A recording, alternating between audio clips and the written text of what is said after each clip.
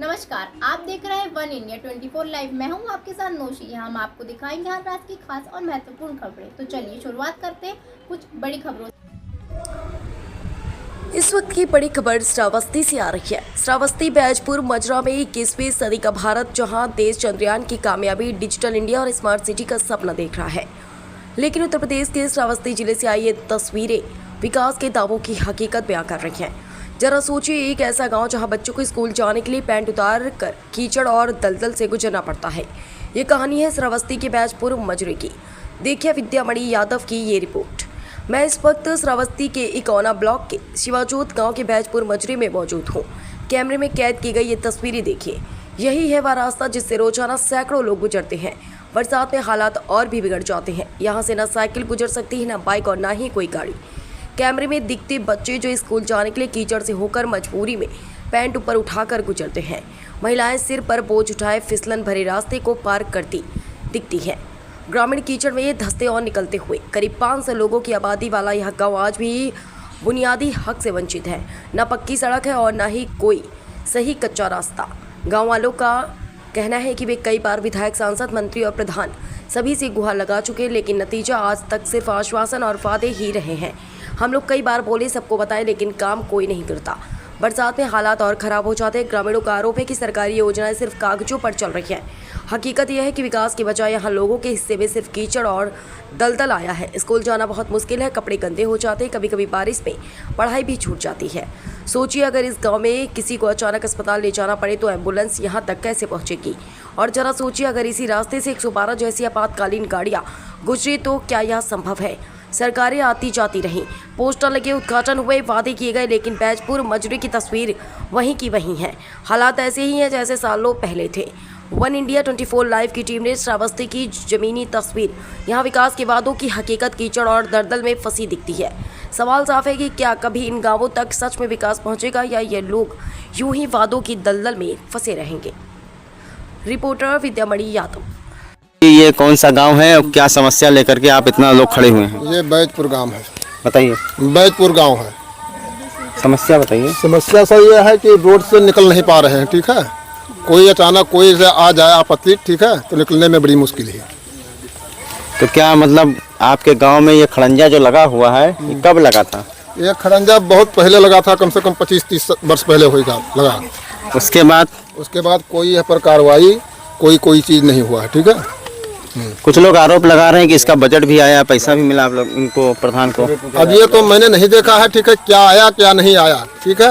क्या नाम चाचा? राम शुक्ला। इसी रास्ते से गुजरते हैं? इसी रास्ते से गुजरते हैं? यही रास्ते से गुजरा जाते हम लोग। रास्ता बहुत खराब है, आपातकाल में कोई निकल नहीं पावा था। क्या नाम भैया? भैया राजन शुक्ला नाम है। राजन शुक्ला जी, क्या कहना चाहते हैं आप? अपने गांव की स्थिति आप देख रहे हैं, आपने बहुत गांव देखा होगा श्रावस्ती में, ऐसा गांव देखा कहीं? ऐसा गांव कहीं नहीं देखा है। आज के लगभग 22 से 23 साल पहले एक खड़ंजा लगा हुआ था। इसके बाद में इस पे एक रोड़ी मिट्टी तक नहीं पड़ी हुई है। और आज समस्या ये है कि इस पे बाइक, 2 व्हीलर, 3 व्हीलर कोई भी साधन निकलने के लिए सक्षम नहीं है। अगर जाते हैं तो स्लिप मारता है, इधर उधर गिर जाते हैं। खंती में गिरने की वजह से कई लोगों के हाथ पैर भी छिल गए, टूट गए। ऐसी समस्या है कि जिसका कोई समाधान करने वाला नहीं है। योगी सरकार में इसका बजट भी आया, बजट को उठा करके दूसरी तरफ कर दिया गया। आज प्रधान से भी शिकायत किया गया है, जिला पंचायत से भी किया गया है, माननीय विधायक जी से भी किया गया है, लेकिन मौके पर कोई आकर के इसका निस्तारण करने वाला नहीं है। इसलिए हमारा मेन उद्देश्य है आपको बुलाने का यही है कि हम प्रशासन से गुहार करते हैं और तहे दिल से कहना चाह रहे हैं कि इस कार्यवाही को जल्दी से जल्दी की जाए।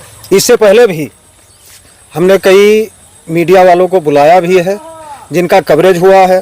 प्रशासन के कानों तक ये खबर भी पहुंच चुकी है कि इस गांव में ऐसी समस्या से लोग जूझ रहे हैं, फिर भी यहाँ कोई नहीं आया। सब सुन करके और किसी के कानों में मतलब जू तक नहीं रेंगी है। कहते हैं कि गांव की सरकार जो होती है, प्रधान को गांव का सरकार कहा जाता है। जिला पंचायती का चुनाव आ रहा है, प्रधानी का चुनाव आ रहा है, ऐसे में आप लोग सब लोग मिलकर के क्या फैसला लेंगे? फैसला यही लेंगे जी, जो वोट मांगने आएगा उसको यहाँ से हम लोग निकालेंगे कि हमारा वोट नहीं है। क्योंकि जब हमारे मरने जीने में, सुख दुख में कोई शामिल नहीं हो रहा है तो उसको हम वोट क्यों दें? वोट देने का हमारा कोई वो नहीं है। कितने परिवार यहाँ पर रह रहे हैं? लगभग कम से कम 550 वोटर हैं हमारे गांव में। अच्छा जी। तो क्या मतलब आप लोग आगामी चुनाव जो पंचायती चुनाव हो रहा है उसका विद्रोह करेंगे? मतलब भाई भविष्य में जब वो हमें कोई सुविधा नहीं दे रहे हैं तो हम तो विद्रोह करेंगे ही करेंगे। वो तो हमारा फर्ज ही है। जब हमारे सुख दुख में कोई शामिल नहीं हो रहा है तो हम भी वही करेंगे। ये सब बच्चे विद्यालय जाते हैं? ये विद्यालय जाते हैं सर, अपना पैंट वहाँ लेकर जाते हैं, भोजपुर में पहनते हैं। पैंट लेके जाते हैं? पैंट लेकर के जाते हैं, क्या करें। हाँ बोलो। हमें सबका हुआ कि सरकार पैसा दिया था। अब तो क्या बना था, न शौचालय बने, न कॉलोनी बने दे, न कुछ बना दिया है। हमें रोडे पटाई दिया। आपको कोई सरकारी योजना का लाभ मिला है? कुछ नहीं मिला ना हमें लोग का। यहाँ हमें लोग का कोई सरकारी कुछ नहीं मिला था हमें सबका। मैंने हमें लोग योगी सरकार ने जो व्यवस्था दिया है, आप देख सकते हो कि जो व्यवस्था दिया गया है, व्यवस्था दी है हमें सबका। आता है बजट आता है, लेकिन इस बजट को दुरुपयोग किया जाता है। कहीं बिटिया का तबियत हमारा खराब रात में किसी का तबियत खराब, लेके गए हैं खेते में देना लेकर राती कहीं गए हैं, तब 8 बजे हम आए हैं। कौन से आदमी मरा लागे तो खटिया लागे तो कौन देना हम लोग जाए। हमारे तो खाली हमारे सबका निकास है, तब तो नहीं पटावत है। और वो बोलत है कि हम कहाँ से पटाई दी, प्रधान बोलत है। योगी सरकार ने ये किया है जो दिख रहा है आप सभी लोगों को। अब कहा जाए कि लड़के बच्चे निकाल दिए, न प्रधान सुनत है हमारे माँ बिना, न पेंशन बनत है, और न बात है कि तो लेटरिन मिलत है, कोई सुविधा नहीं है। सड़क में आवाजाही गमन रास्ता सब बंद है। वो साहब देखा जाए ये रास्ता बंद है, हम उस पूर्व पर रहते हैं, वो रास्ता बंद है, करी हबर पानी है यहाँ पर नहीं देखा। तो दादा आपके घर में लड़के बच्चे स्कूल भी जाते हैं? नहीं, लड़के बच्चे तो यहाँ ना है, दिल्ली सब रहते। अच्छा, बाकी अपने गाँव के बच्चे? हाँ सब रहते हैं। कसके जाते हैं? अरे पैदल जाते हैं और किसके जाते हैं, कोनो साधन है नहीं है। जब रोड नहीं है साधन कहाँ से निकली।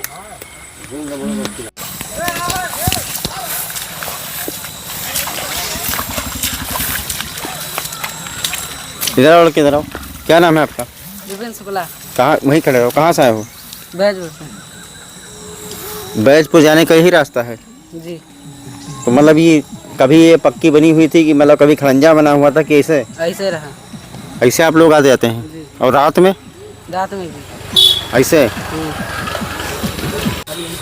ये बताइए कि आपके गांव में इतने लोग आके पीछे खड़े हैं, क्या समस्या है रोड को लेकर के, बताइए।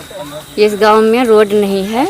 नान बच्चे स्कूल जो जाते हैं वह हाथे में बस्ता लेते हैं और हाथे में पैंट लेते हैं, तब स्कूल जाते हैं, सड़की पर पहिरत हैं।